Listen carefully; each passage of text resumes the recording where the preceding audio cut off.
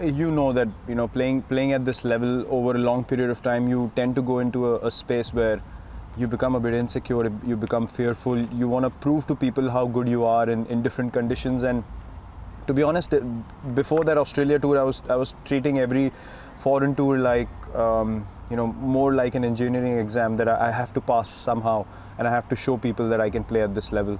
But there I realized that once you're down and out, there was hardly anyone who came to help me. There was hardly anyone who was looking towards me and saying, listen, let's work together and try to get your game up to speed. Everyone was just going after me left, right and center. So I was like, am I playing to prove these people wrong? For what?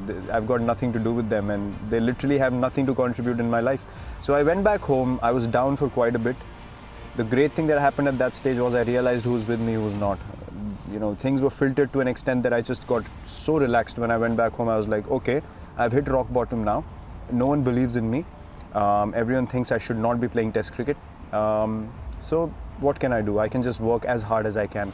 Went into a bubble. I went to Bombay as well. I called Sachin Tendulkar. I asked for his help. I said, see, I want to get my game right. I want to understand what it's like to score runs at this level. My mindset was simple. I went back home. I told myself, listen, you can't play Test cricket to show people that you can play in England and play in Australia and not get out. And if you don't score, it's no point. You play this game to make your team win. So my mindset was, I'm going to go to Australia, and how am I going to score runs against these guys? I wasn't going out there to survive.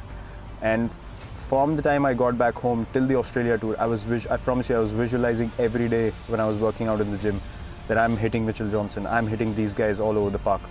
And those things came to life eventually because I convinced myself to an extent. When I went there, I was absolutely fearless and things just started flowing. There were two instances in my life that happened with you there, and I realized I'm talking to the greatest cricketer ever, and in my books, one of the greatest sportsmen ever by far that I have met. I think you're the greatest.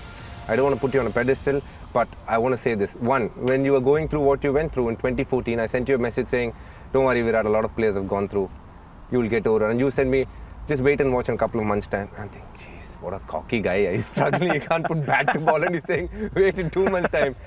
You go to Australia, you show what it is. It's not like you wanted to show it to me, but I reached out to you, but the answer I got was, don't worry, just wait and watch. So are you born with this confidence, or do you earn this confidence along the journey? That's who I am. To be very honest, that's who I've always been. The background of my journey is not many people know about the background of my journey. I've been speaking to and consulting with the same coach since I was 8 years old, since I stepped foot into my cricket academy, which I learnt everything from. My coach Rajkumar Sharma, I still speak to him now, and I was speaking to him a couple of days back. And your perspective in life changes every now and then. As I said, with fame, with money and with success, there are too many people who become close to you, and you tend to sort of forget from the core of your heart who you really are. But this is the guy I've always been. And the beautiful thing about my journey from a young age group has been that I was part of an academy where no one was talking about that academy or that club. So for me, the only way up was, if someone's getting 100,